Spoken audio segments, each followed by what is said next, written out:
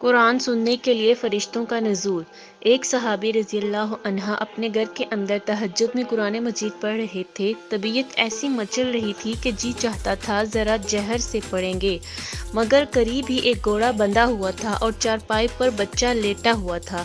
محسوس کیا کہ جب اونچا پڑھتا ہوں تو گھوڑا بدکتا ہے، لہٰذا دل میں خوف پیدا ہوا کہ گھوڑا کہیں بچے کو نقصان نہ پہنچا دے۔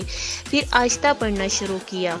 ساری رات یہی معاملہ ہوتا رہا۔ جب تہجد مکمل کی اور دعا کے لیے ہاتھ اٹھائے تو کیا دیکھتے ہیں کہ کچھ ستاروں کی مانند روشنیاں ہیں جو ان کے سر کے اوپر آسمان کی طرف واپس جا رہی ہیں۔ یہ ان روشنیوں کو دیکھ کر حیران ہوئے۔ صبح ہوئی تو وہ صحابی رضی اللہ عنہ نبی کریم صلی اللہ علیہ وآلہ وسلم کی خدمت میں حاضر ہوئے۔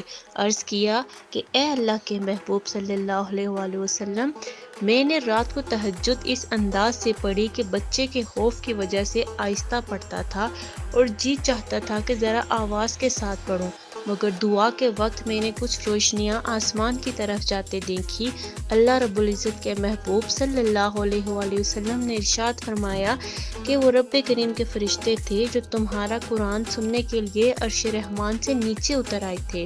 اگر تم اونچی آواز سے قرآن پڑھتے رہتے تو آج مدینہ کے لوگ اپنی آنکھوں سے فرشتوں کو دیکھ لیتے۔